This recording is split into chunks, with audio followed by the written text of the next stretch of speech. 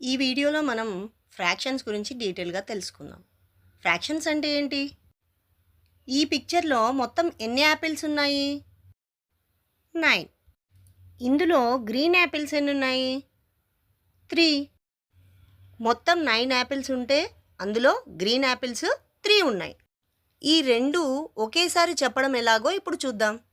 ముందుగా ఒక హారిజాంటల్ లైన్ని రాయండి. టోటల్ నెంబర్ ఆఫ్ యాపిల్స్ 9 ఉన్నాయి కదా, ఆ నెంబర్ని కింద రాయండి. Total 9 యాపిల్స్లో 3 apples green colour. So ఈ 3 నెంబర్ని పైన రాయాలి. ఇలా రాయడాన్ని మనం ఫ్రాక్షన్స్ అంటాం. ఫ్రాక్షన్స్ అంటే fraction is a part of a whole number. Total నంబర్లో ఒక పార్ట్ని మనం మెన్షన్ చేయడాన్నే ఫ్రాక్షన్ అంటాం. ఫ్రాక్షన్లో కింద ఉన్న నెంబర్ని డినామినేటర్ అని, పైన నెంబర్ని న్యూమరేటర్ అని అంటాం.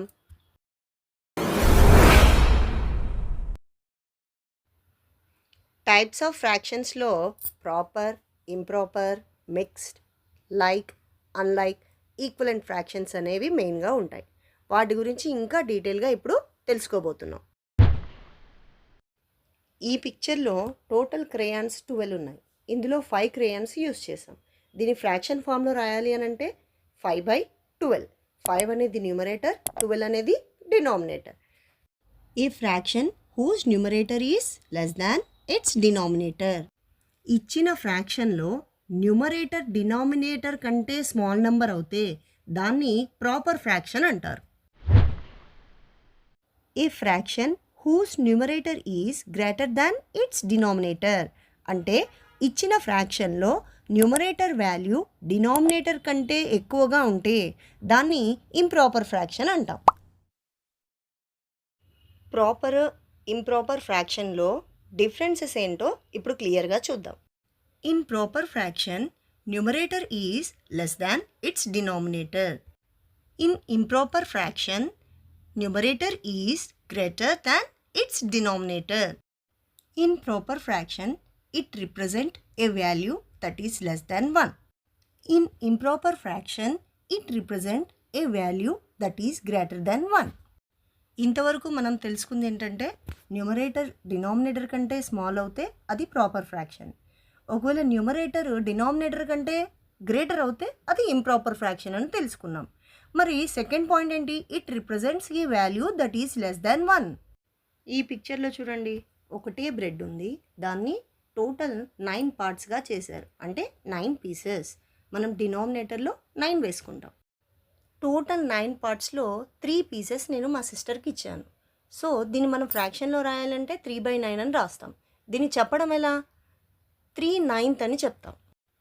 ఈ పిక్చర్లో మనం యూస్ చేసిన బ్రెడ్స్ ఎన్ని? ఓన్లీ 1.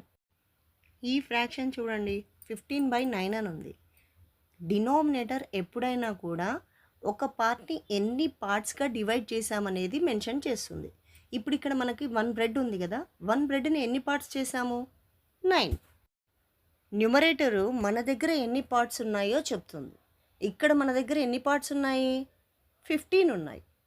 యాక్చువల్లీ ఒక బ్రెడ్ని ఎన్ని పీసెస్గా కట్ చేసాము? 9 పీసెస్గా కట్ చేసాం. ఫస్ట్ ఎగ్జాంపుల్లో 9 పీసెస్లోనే మనం వాడింది 3/9 అని రాసాం. మరి ఈ ఫ్రాక్షన్లో 15 అన్నాం. న్యూమరేటర్లో 15 ఉంది. 9 కంటే ఎక్కువ, గ్రేటర్ దెన్ 1. ఫస్ట్ ఎగ్జాంపుల్లో లెస్ దెన్ 1. ఒక బ్రెడ్ పూర్తిగా ఉండి అడిషనల్గా ఇంకా 6 పీసెస్ ఎక్స్ట్రా ఉన్నాయి. ప్రాపర్ ఫ్రాక్షన్కి ఇంప్రాపర్ ఫ్రాక్షన్కి అదే తేడా. A mixed fraction has a combination of a whole and a part. Mixed ఫ్రాక్షన్లో 2 పార్ట్స్ కలిసి ఉంటాయి. First one whole part, second one fractional part. అదేంటో క్లియర్గా ఇప్పుడు చూద్దాం. ఈ మిక్స్డ్ ఫ్రాక్షన్లో 3 అనేది హోల్ పార్ట్, 2/4 అనేది ఫ్రాక్షనల్ పార్ట్. హోల్ పార్ట్స్ 3 ఉంది. ఇక్కడ నేను పూర్తిగా ఉన్న కేక్ 3 తీసుకుంటున్నాను. ఇక్కడ ఒక్కొక్క కేక్ని 4 పార్ట్స్గా చేశారు. అందులో ఫ్రాక్షనల్ పార్ట్లో 2 పార్ట్సే ఉన్నాయి కాబట్టి 2/4. లైక్ ఫ్రాక్షన్ అంటే ఏంటి, అన్లైక్ ఫ్రాక్షన్ అంటే ఏంటి, వాటి మధ్యలో ఉండే స్మాల్ డిఫరెన్స్ ఏంటో ఇప్పుడు క్లియర్గా చూద్దాం. Fractions which have the same denominator are called like fractions. ఇచ్చిన ఫ్రాక్షన్స్లో డినామినేటర్ సేమ్ ఉన్నట్టయితే దాన్ని లైక్ ఫ్రాక్షన్ అంటాం. ఇక్కడ ఇచ్చిన ఫ్రాక్షన్లో డినామినేటర్ అన్నిటికీ 9 ఉంది, అంటే సేమ్ ఉంది, అందుకే ఇది like fraction. Fractions which have different denominator are called unlike fractions. ఇచ్చిన ఫ్రాక్షన్స్లో డినామినేటర్ డిఫరెంట్గా ఉంటే వాటిని అన్లైక్ ఫ్రాక్షన్స్ అంటారు. ఈ ఫ్రాక్షన్స్ చూడండి, దీంట్లో డినామినేటర్స్ 10, 6, 23, 14, 27 డిఫరెంట్గా ఉన్నాయి, సో ఇది unlike fraction. Equivalent fractions means fractions represents the same part of a whole. ఇందులో ఉన్న రెక్టాంగిల్ని 2 పార్ట్స్గా డివైడ్ చేశాను. ఒక పార్ట్ షేడెడ్ పార్ట్, దీన్ని మనం ఫ్రాక్షన్ రాయాలంటే 1/2 అని రాస్తాం. ఇదే రెక్టాంగిల్ని 4 పార్ట్స్గా డివైడ్ చేశాను. So total parts 4, shaded parts 2, fraction 2/4. ఇదే రెక్టాంగిల్ని నేను ఇప్పుడు 6 పార్ట్స్గా డివైడ్ చేస్తున్నాను. అందులో 3 పార్ట్స్ షేడెడ్ పార్ట్స్, దీని ఫ్రాక్షన్ 3/6. రెక్టాంగిల్ని ఇప్పుడు 8 పార్ట్స్గా డివైడ్ చేస్తున్నాను. Total parts 8, shaded part 4, so దీని ఫ్రాక్షన్ 4/8. ఒకే రెక్టాంగిల్ని హాఫ్ చేసాం, తర్వాత 2/4, నెక్స్ట్ 3/6, నెక్స్ట్ 4/8. మనం ఎక్స్ట్రా ఏం తీసుకోలేదు, ఉన్న పార్ట్నే సేమ్గా ఈక్వల్ చేసాం, సో అందుకే దీన్ని ఈక్వలెంట్ ఫ్రాక్షన్ అంటారు. The equivalent fractions represents the same part of a whole. Same పార్ట్ని మనం డిఫరెంట్ టైప్స్గా రిప్రజెంట్ చేస్తాం, దీన్నే మనం ఈక్వివలెంట్ ఫ్రాక్షన్స్ అంటాం.